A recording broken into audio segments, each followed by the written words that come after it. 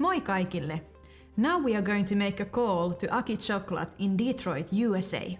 Aki Choklat is a famous design professional and shoe designer. He is a man of many talents.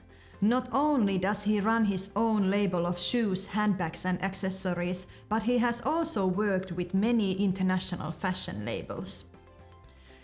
Choklat is also a celebrated author of many design books, one of which, The Footwear Design, is considered the authority on shoe design. He is currently the chair of Fashion Accessories Design Program in the College for Creative Studies in Detroit. Aki is also the very first Sauna Ambassador for Sauna from Finland, so he has a long history with our network. Let's go and call Aki. So, hi Aki and welcome to World Sauna Forum Goes Online. Hello, and thank you for inviting me. Yeah, so we are going to have a short discussion about your relationship to sauna and of course some other things. We want to know you as a whole, and you are also a very long time ambassador from Sauna from Finland, so we are very delighted that you have kept company with us for so long time. So first I would like to learn from you is that what is your relationship with Finnish sauna? Well, my relationship is very long one with Finnish sauna. I practically was born in a Finnish sauna. I mean, I wasn't literally born. I was born in a hospital in Jyväskylä, but my grandmother had one of the longest running public saunas in our home region in central Finland. And I spent my whole childhood in the public sauna, basically sleeping at my grandmother's feet while she was, helping clients to go to the, women's side and the men's side. So my relationship with sauna is very deep and very, very deeply rooted into our culture. Okay. And you have lived over 20 years abroad in the UK, Italy and USA. So could you say that is there any sauna culture in these countries? And if there is it any different from Finnish sauna? The sauna culture it's very different. There are sort of pockets in each of these countries of often with people that have Finnish roots. So they would have kept a form of the sauna culture alive. But also in Italy, I didn't really experience that. In the UK, also not so much, but in the US, absolutely. I mean, right now I live in Detroit, which is in Michigan. Yeah. And there are so many people, I have students that have actually a Finnish last name. So there's a lot of Finnish roots in this region. And I have some friends that actually have built a sauna in their home and house. But the culture is different. I mean, one sort of a bad example is that in my gym, there is a sauna. And I was so excited when I heard that. But it's basically a room where the men go with their gym clothes on just to get warm for working out. So it's not like a sauna at all, even though there's a kiosk in there. Okay. So, yeah, so it wasn't a very nice experience. But then there is a 1930s sauna that was just recently reopened in Detroit called the Schwitz. It has a Jewish relation and roots. And I went to the opening and it was very much reminded me of that sauna in Jyväskylä, the public sauna in Jyväskylä. So there are these little pockets here and there, and there's also Finnish association, etc., etc., etc. So you have some kind of local public saunas also, not only in the people's house. Yes, I mean the people's house is very rare. I only know 2 families that have Finnish roots that have a sauna in there, and just because. And the public sauna in Detroit, it's really cool actually. Yeah. I used to go to a public sauna in New York, and it had kind of a Russian roots. It's I think it's called the Russian Baths. It's in the East Village. It's still going, but it's also they had a Vasta, little different kind of order of operation. Yeah. But still, you got naked, you went to a hot room, you could do the vasta, and then you could dip yourself into a type of ice pool. Yeah, cool. And but they don't have any sauna culture of their own, so they don't have any American sauna culture in USA. Not outside the world of hotels or gyms. So you could say that the Finnish sauna culture is pretty special compared to the 3 countries that you have been living in.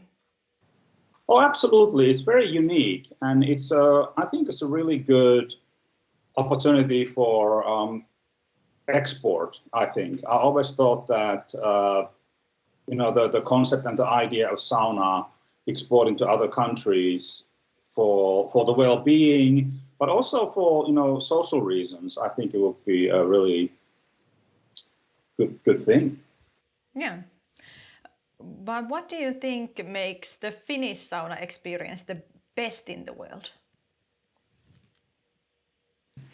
Well, I would say that there is only the Finnish sauna experience. Yeah. I mean, every other experience, for example, the bathing rituals in Japan. Yeah. I went to the sort of a furo baths in Japan. They were completely different to what we do.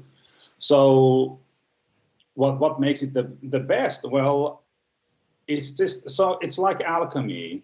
It's the chemistry of all the components that goes with that. And of course, the best way to experience that is to go to Finland. Yeah. And go to a actual Finnish sauna to experience the various types of saunas. We have the wood-burning sauna. Yeah. It's completely different than the electronic sauna in your apartment or in your house. And then we also have the new infrared versions. Yeah. And then there's also the very traditional, savu sauna with smoke. And there's so many different kind of experiences in the sauna. And so what makes it the best? Well, if you do go to Finland, it is the idea of pure nature, which is becoming a real luxury in the world.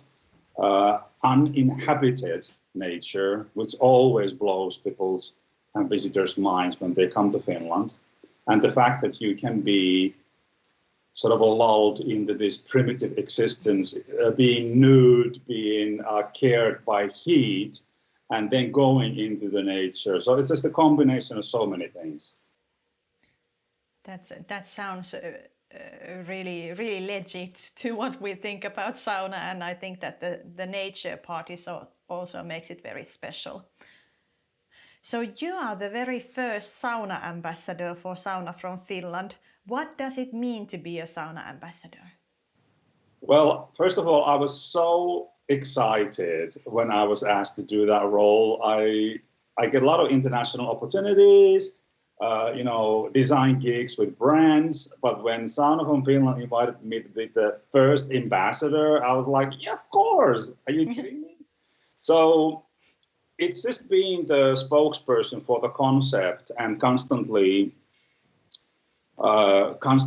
promoting the idea and what it means. I mean, there's some, also things like, people are not so used to being nude with one another in different cultures. And of course, it doesn't, for us Finns, it's important to be completely removed from the external things. Yeah. So there's some cultural barriers that one could, also break.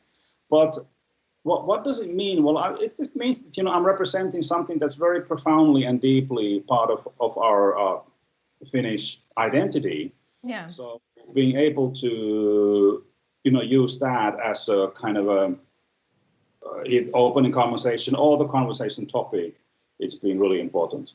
Yeah. And let's talk a little bit about your design career. So you have had some unusual collaborations, such as designing footwear from felt to the brand Lahtiset. So how did you end up working with them? Well, I was giving a lecture on footwear design in Jyväskylä University, and there was a lady in the audience who had a question in the end, and she asked me if I was happy. And I was like, well, that's a weird question to ask after a lecture. And I said, yeah, I'm happy. And then she came to me later and said, like, I'm the person who asked if you were happy. And I was like, okay. And she said, have I heard of Lahtiset? And I said, of course. I mean, we grew up with Lahtiset, shoes when we were kids. And she asked me if, her name is Kaija Savolainen. And she asked me if I wanted to meet them. And I said, sure. So I went to meet them. And I just started asking questions like, oh, have you ever done anything different? And they were like, no, they've been around for about 100. Yeah. Actually, it's their 100-year anniversary this next year. So then they contacted me later saying like, maybe we can do something together. And that's how it started. It's been 12 years now. And it's been really an amazing experience. What kind of shoes have you been designing? Do you have anything you can show us now? Yes, I do. There's I'll show you just for the world, because for us it's very familiar. But this is the basic Lahtiset slipper. Yeah. The kind of the magic of it is that it's made from, it appears like one piece. Yeah. There's no seams. It's very nice thing. So my first thing is like, how can I update this into kind of for a modern consumer? Yeah, and that's that kind of thing that every Finnish people know about. That the shoe. Exactly. Yeah. So the first thing I did, I developed a new kind of a outsole.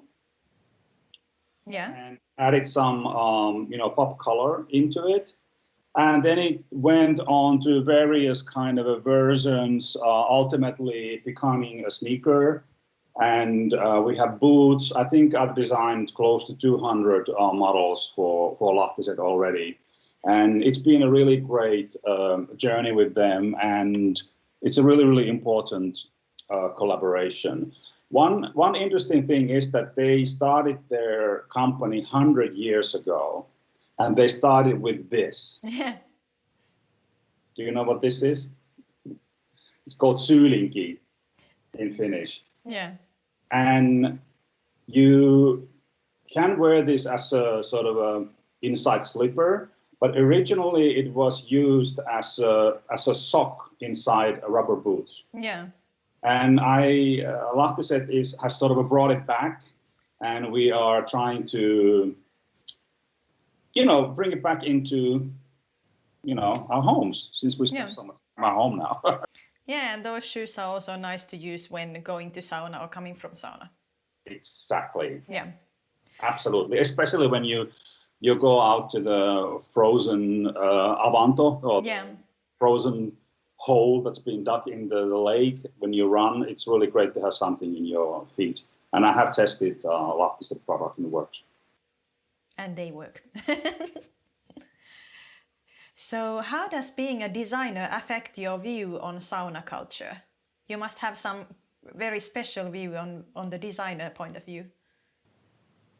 Well, I had last summer when I was in Finland, I went to a local community sauna in Kiviniemi. It's a sort of a community sauna near in our hometown, and it was really interesting because there's the women's hours, and then there's the men's hours. So we were waiting for our turn to start, and you go into the dressing room, and it was very old school. So I think there was like one nail on the wall so that you could put your coat on. Yeah. I was happy to be free. People just kind of like threw their stuff on the benches, got naked, and went to the saunas and jumped into the lake and washed themselves with the, of course, natural, items, so it doesn't, hurt the nature. Yeah. So I started thinking about the idea of design is like, would it, what kind of a cabinet, or like, what is the sauna cabinetry? So I don't think, has anybody actually ever thought of that? Because, and do we need to? So there is this sort of a conversation in my head, like, what are the needs, and do we need to make the sauna sort of a more desirable, or keep it raw? So I think there's probably two sort of paths of thinking in this. Yeah, and maybe just a little bit of design thinking could make it more approachable to anyone, not just the pure Finnish people who are comfortable at throwing their things everywhere and getting naked and throwing themselves at the lake with other people. It's true. I mean, of course, we have the Löyly experience in Helsinki, which is sort of the ultimately beautiful design, with a really hip bar, and it's co-ed, and you wear your swimsuits into the sauna, etc. So I think that's a really good. That's a really good kind of a stepping stone into the real experience, when you go in the middle of nowhere, Yeah. And have the really, really raw experience. Yeah, and not everybody wants the raw experience, but they can still enjoy the warmness and coziness of sauna. But do you think that should we be rethinking Finnish sauna? I think as a designer, one should be rethinking everything all the time. So I think that's one of the kind of designer's curses, that even if you're not a phone cover designer, you still start thinking like, oh, I wish they would have this way and that way, this way and that way. So I think there's a huge opportunity. I mean, sauna has pretty much been the same as far as ideation of and the order of doing things, and spatial design has been the same for ages. So why not think of some new ideas? The one part of the sauna that has really evolved as a design item is the actual kiuas, or the stove. So there's like all sorts of variations that I see in magazines. I don't even know like where do you throw the water, sometimes. Yeah. So I think it would be interesting to bring sort of a new innovative thinking into the actual spaces as well. There's a designer from Jyväskylä called Joonas Hakaniemi, and we actually thought of this sauna of the future idea a couple of years ago, and we were just like thinking of a couple ideas. It was mainly cosmetic, of like how could the new sauna look from the outside rather than the engineering of the inside. But I think there's a lot of opportunities in that. Yeah, you could say like we have this saying in Finland, vierivä kivi ei sammaloidu. Exactly. Yeah. So about bringing sauna to people abroad and not only Finnish people, how do you think we should market Finnish sauna to US citizens? Well, again, we had a little bit of a discussion of this before with Sauna from Finland, because I really wanted to bring the sauna as a cultural human experience to Detroit already. And I think that it's really easy to actually build a sauna. I mean, in a basic form, as we know, you can have a hole in a rock and cover it with something and have heat inside and make it into a sauna. So it is possible to build one. And I think being part of all sorts of cultural events, we have Design in the City, a whole month of September in Detroit. Various cities have cultural event, and just make it into kind of a happening. Yeah, I think people would be, especially the young ones, would be really enthusiastic to trying out something new. I work with young students. I've worked with all the generations that they mention in the magazine, so I know that they would be very enthusiastic to experiencing the proper Finnish sauna. Yeah, and it would be cool to have the whole thing so that we could also have the avanto and the vasta and the turve and all the things that you can do there, and all the scents and things, not just the löyly. Exactly, yeah. And it'd be connected to various sponsors. I also spoke with Embassy of Finland in Washington, D.C. They already had something. They had a sauna in front of their embassy for a short period of time for some sort of event. So I think that's would be a really great way to promote.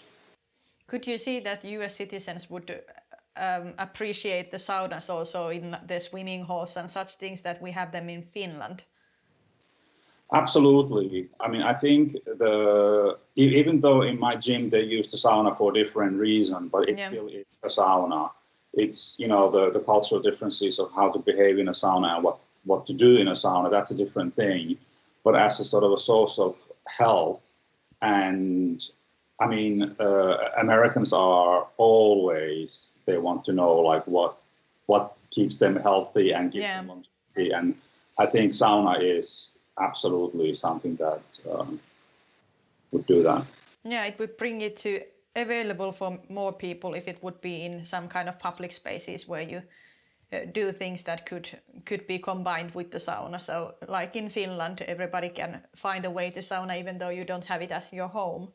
Yeah. And the Switch has the Detroit version of public sauna has a really great system where you can actually, it's a really large building. So there's a huge swimming pool inside. So you can rent the whole thing with very little money for a group. So you can also have, you know, they have a guide who explain how the whole thing works. So that's a, you know, a very, very good model. Yeah. So we have had a nice conversation about sauna culture and about design and such things, and I think that it's time to sum things up.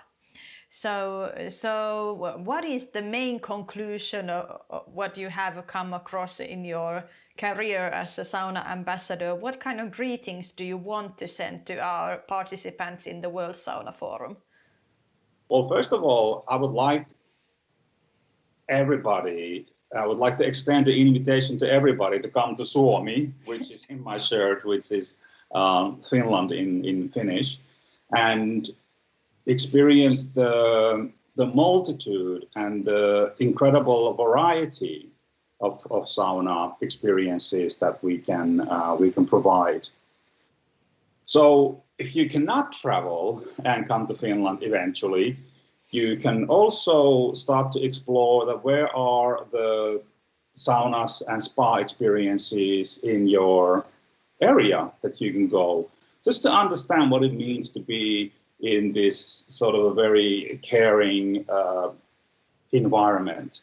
But ultimately, you should have an authentic Finnish sauna experience to be part of the gang.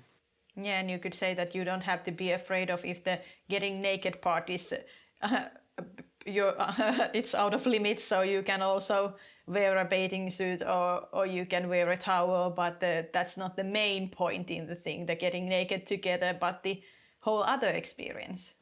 Exactly, yeah. It's not about, I mean, like I said, the experience is about, you know, the health experience and the heat and the steam, you know, just like the movie said, steam of life, you know, how it really is a purification experience. And, you know, for us, it's often, you know, very, you know, almost, you know, deep, spiritual, rather than, you know, sport. But it can be whatever you want it to be. You can really make it your own experience.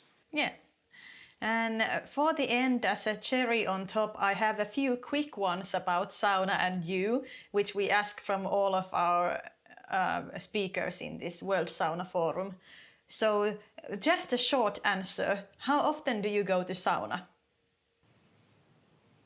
I go to sauna 3 times a week when I'm in Finland. And how often when you're not in Finland? Not often at all.